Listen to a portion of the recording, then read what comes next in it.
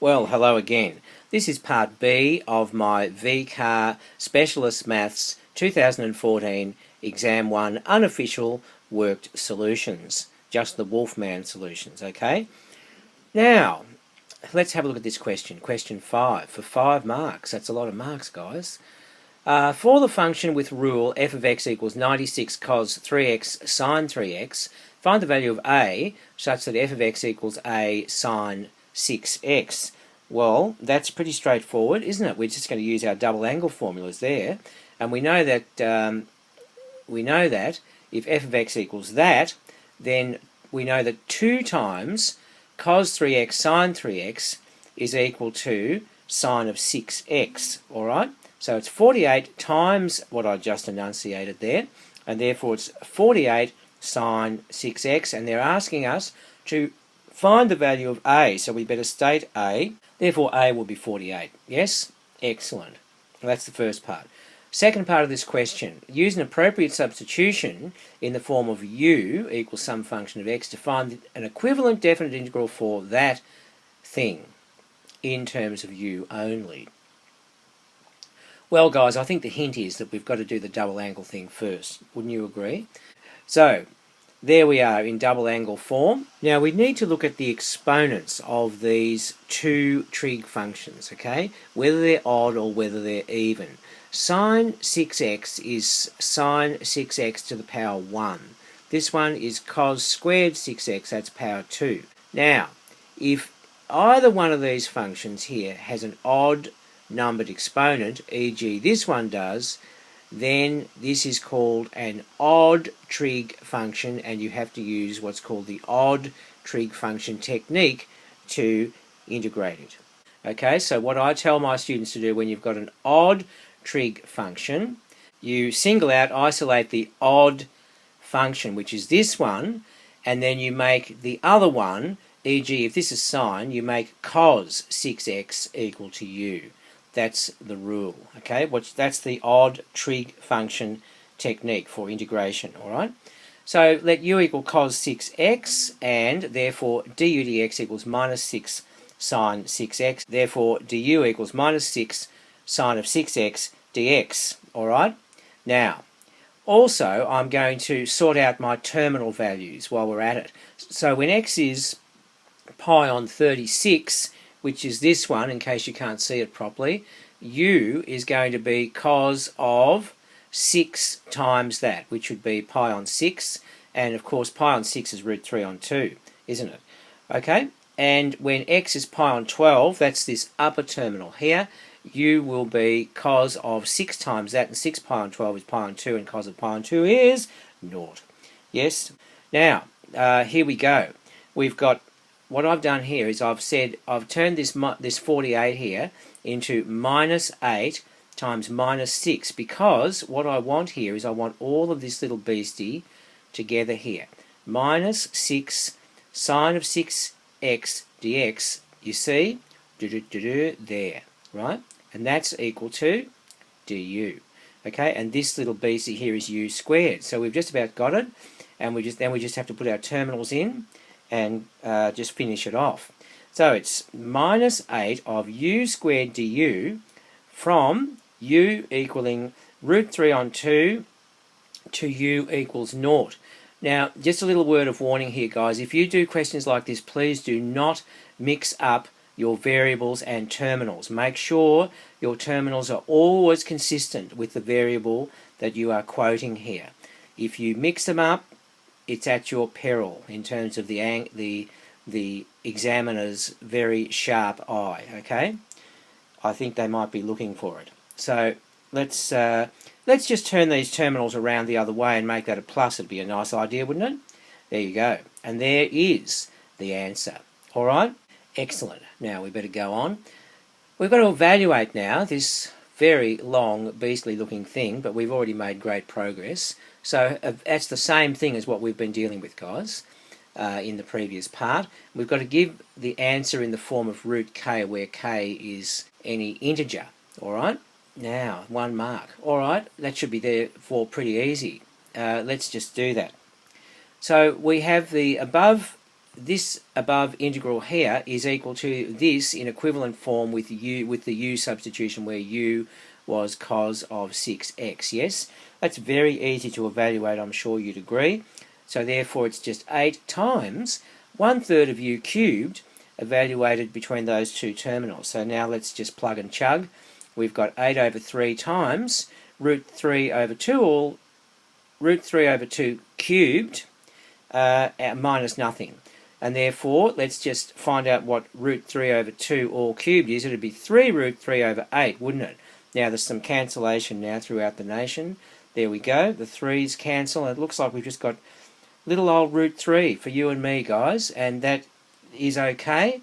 That is an integer, isn't it? So we did that, giving your answer in the form root k. I think we've done everything we were supposed to do. And everything's a-okay. All right? Fantastic, guys. Here's another question. Question 6 now. Verify that that is the case. Oh, well, that's a very straightforward thing. Let's do that, guys. That must be leading somewhere else, I'd say, in a latter part of the question. So the way I would do that is I would say, okay, if the degree of A on the top and the bottom are the same, this is a little trick that I use to prove this up here. I just say, well, that's equal to the denominator, a minus 4, and then add 4 again. So the numerator hasn't changed, has it? No, but I've got now a way of basically saying that there over that is 1, and then plus that one over the denominator. I'll show you. See, it's a minus 4 over a minus 4 plus 4 over a minus 4, which is just 1 plus a over a minus 4 as required, guys. Yes, excellent. Now, we've got a part of the graph of y equals x over the square root of x squared minus 4. This is shown below. All right, very nice. Asymptote at 2, that makes sense, doesn't it? Because the denominator can't be 0 or negative, can it? Otherwise, you'd cause a very, very major mathematical cataclysmic event. So that makes sense. The region enclosed by the graph of y and the lines y equals 0, e.g. the x-axis, x equals 3 and x equals 4 is rotated about the x-axis. Find the volume of the resulting solid of revolution. All right, let's just work this out. Ah, there it is. X is 3, x is 4, and we're rotating it about the x-axis. Yeah, well, that looks all right, doesn't it? Let's just go for that, guys. V is pi, integral of y squared dx between 3 and 4. They're our x terminals, yes? Now, we better get y squared in terms of x now. Okay, that's looking all right, isn't it? Now, because of the previous work that we just did in part A, that will be easily expressed in the same equivalent form as what we had in part A, except we're dealing with x squared here. So that's going to be pi, integral between 3 and 4 of 1 plus 4 over x squared minus 4. So we're making great headway here. Now, this is a little bit of an annoyance. We've got to sort this out. This is a partial fraction one. X squared minus 4 is x minus 2 times x plus 2, and it's 4 over that. So we have to just go through the old partial fraction routine here. You know how to do that, don't you? Let's go over the screen and do it. We've got that, just recapping. Now, multiplying both sides by the whole of the denominator, that is on the denominator on this side, we're going to get this. 4 equals a into x plus 2 plus b into x minus 2. Now, if we take strategic values of x, as I'll show you, this falls out very easily for us. If you choose x equals 2, this term here will be knocked out immediately, and you'll just get 4 is equal to 4 times a, and therefore a equals 1. On the other hand, if you choose x is minus 2, then this term will be knocked out immediately, and you'll just get 4 equals minus 4b. Therefore, b is going to be minus 1. So therefore, we know now that this thing here is equal to that minus that. Now, guys, when I have time in an exam situation, I always recombine that, just to make sure it comes back to the original. So recombine the right-hand side as a single fraction, make sure it agrees with the left-hand side before you go on if you have time. It just gives you confidence that you're not making any errors, and it gives you a good solid basis to move forward psychologically. So therefore what we've got here is, going back to the original integral, we've got pi times, okay, the integral of this plus this minus this, evaluated between there and there. Okay, we're nearly there now. So it's pi times, after doing the integration we get x plus log of the modulus, don't forget the modulus, of this minus the log base e of the modulus of this. Okay, let's just pretty that up a bit by combining those two log terms, and we get pi times x plus the log of the modulus of x minus 2 over x plus 2, evaluated between 3 and 4. I think it might be time to do the old evaluation now, guys. So, okay, there it is. Pi times. Now, this bit is with the 4, this bit here is with the 3. So it's 4 plus the log of. Now, what's this? 4 minus 2 is 2 over 4 plus 2 is 6, and 2 over 6 is 1 over 3. Alright? Minus pi times, now with the 3, that's 3 plus the log of 3 minus 2 is 1, and 3 plus 2 is 5. Okay? So everything's good, isn't it? Alright, now we've just got to simplify that a bit. So therefore it's pi times 4 minus the 3 gets us a 1. And if you evaluate this, it's the log of a third minus the log of a fifth, which if you fiddle with it for long enough, you get the log of 5 over 3 base e. And that is your answer. Pi into 1 plus the log base e of 5 over 3. Yes? Outstanding. Question 7. Second last question, guys. 5 marks worth. Consider f of x is 3x times arctan 2x. Now, in part A, we've got to write down the range of f. Now, that is a very confusing little question, thrown in as a little bit of a mini grenade, and it would catch a lot of people. So, let's show you how I did this. The range of arctan, without the 3 times arctan, of 2x is minus pi on 2 to pi on 2, non-inclusive, yes? The domain of that is R, that's all real numbers, as you know. Now, if x, now just considering this contribution from the x here, alright? If x, therefore, can be any real number, we're considering the whole spectrum of x, from the negative infinity through to 0 through to positive infinity, alright? Yeah, that's right. So therefore, if, now, just have a look at this, if x is negative, and on the negative side of 0, you know that arctan of anything is also negative, therefore, as x approaches negative infinity, the function will be a negative times a negative, which gets you plus. It will be approaching plus infinity as x approaches negative infinity, alright? Now, also, if x is on the positive side now, we know that anything to the right of the y-axis for arctan is positive, alright? So therefore, as x approaches positive infinity, we know that f of x, that is 3x times arctan 2x, will also be approaching positive infinity. Okay? So, the last bit of the puzzle is when x is 0, of course f of x will be 0. So all we've got here, guys, is from 0, including 0, up to positive infinity. There it is. Okay, that's the range of f of x. That was a tricky little beastie, that one. Don't feel badly if you didn't get that. Okay, B. Show that the derivative of the function is that thing. That should be pretty easy. Let's do that. We know that f of x equals 3x times arctan 2x, which is a product. Therefore, we better apply the product rule. Therefore, f of x equals 3 times. Okay, now, the left-hand term, which is x, times the derivative of this. Now, if you call that 2x over 1, it'll be, the derivative will be 1 over 1 plus the 2x all squared times the derivative of 2x, which is that 2 there, alright? And then we've got plus the right-hand term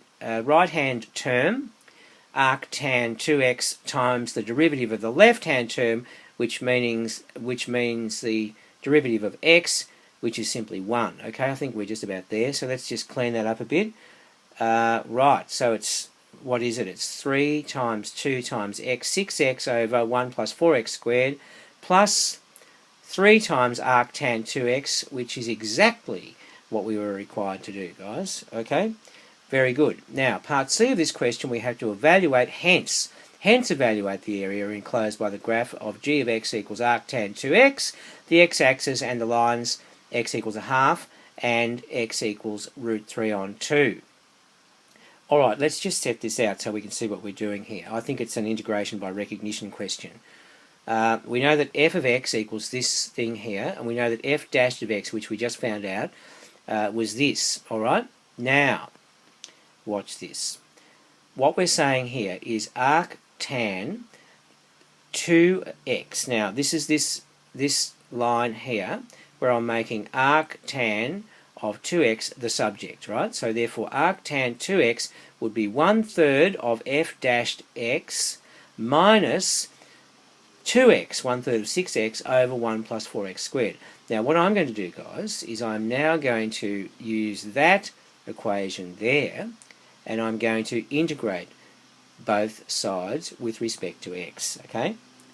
Therefore, okay, there it is. So therefore the integral of the left-hand side between those terminals, which are the ones they asked us to use, equals 1/3 of the integral of f dashed of x with respect to x between the same terminals minus this thing here. Yes? Right. So we're well on the way now, guys. So therefore we can say that the area required, which is this thing here, okay, is equal to this minus this. Yes? Okay, let's go with that. Now, for this term here, this integral here, what we have, in case you hadn't noticed, we've got an original and a derivative both present in the integrand. I've rearranged this so that I've got a quarter of 8x. That's what this 2x is here. And why do I want 8x? Because it's the exact derivative of the denominator. Okay? You see that?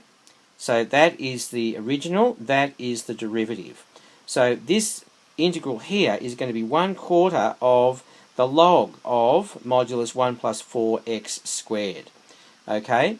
Evaluated between those two terminals. Yes? Alright, so now what we're getting is the area required is, now that's 1/3 of f of x, right? Because the integral of f dashed x is f of x, of course. So there's f of x, the original thing up here. Yes? 1/3 of f of x evaluated between these two terminals minus 1/4 of log of, now, 1 plus 4x squared. The reason that I haven't bothered to use a modulus sign there is because that has to be positive anyway. It can't be negative, alright? If you used a modulus sign, that's fine. But you don't need it because this cannot be negative. Evaluate that between these two terminals and just plug and chug now, and we've got our answer very soon. They cancel, don't they? The 3 and the 3 on the denominator and numerator, and therefore we get, okay, now, what is all this? That is root 3 on 2, that's that x arctan root 3, that's, okay, with the root 3 on 2 plugged in, minus a half of arctan of 2 times a half, which is arctan 1. Right, that's looking good.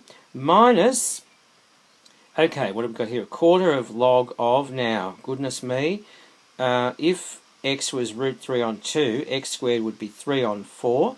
Therefore, 4 times that would be 3, and 1 plus 3 would be 4. Okay, minus 1/4 of, with the half plugged in. Now, half squared is a quarter. 4 times a quarter is 1. 1 plus 1 is 2. Alright, you happy? Alright, let's go over the screen and then just finish it off. Okay, we've got, that's what we had. That's the recap. Now, arctan of root 3, the angle whose tangent is root 3 is pi on 3. The angle whose tangent is 1 is pi on 4. Okay, we're nearly there. We're nearly there. There it is, and there that is, and what did I do there? Minus a quarter of log of 4 over 2, okay? And that's just going to be 2, isn't it? 4 over 2 is 2. So there is the answer. there is the answer, and that answer is quite satisfactory in that form. You could lowest common denominator those things if you wanted to, but there's no need to do that, and you run the risk of making a mistake and messing up your answer and then losing your answer mark, which would be a total and utter tragedy after going to all that trouble. Alright guys, there you are. Last question, question 8. I like these. I reckon these are the easiest marks on the paper, these force questions, to my way of thinking anyway. A body of mass 5 kilograms is held in equilibrium by 2 light inextensible strings.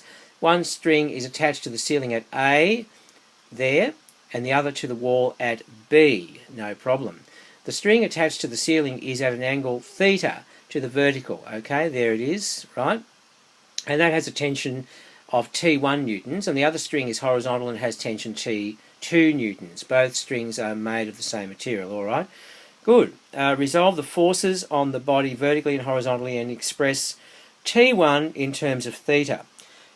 Let's just draw in the forces first and get our bearings here. That's T1, that's T2, and that's the weight, right? The force due to gravity.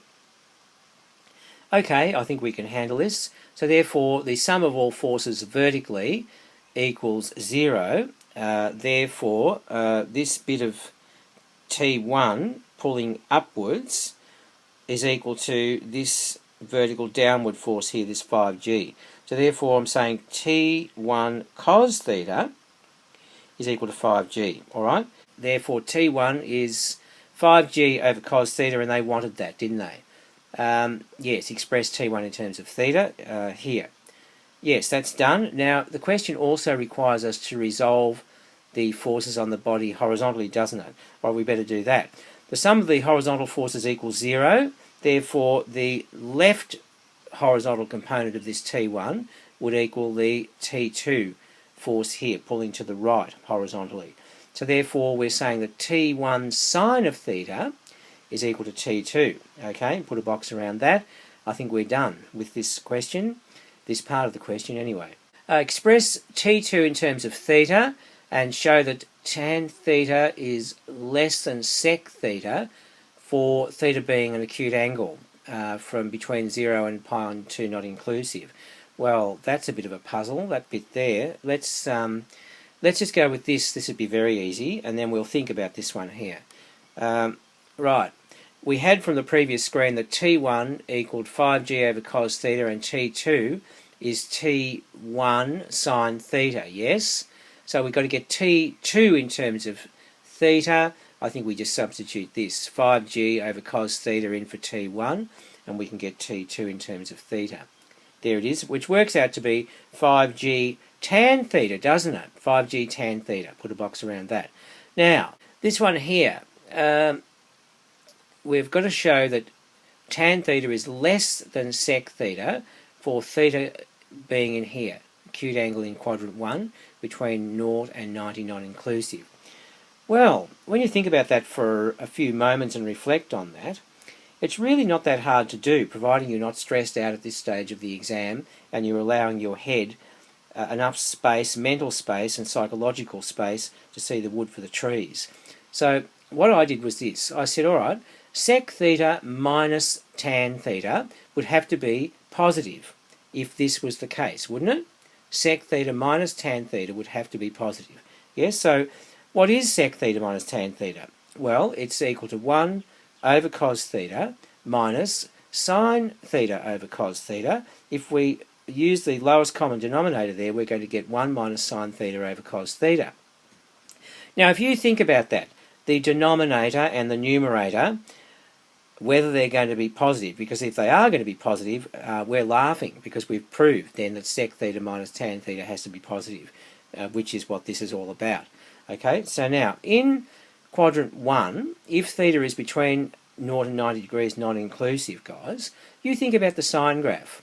Sine graph goes up from 0 to 1, but in this scenario it doesn't actually reach 1, does it, if you're not including the pi on 2. Therefore 1 minus sine theta is positive, And we know also that cos of theta between 0 and 90 degrees, not including the 90 degrees, is also positive. Think about the cos graph. It is, isn't it?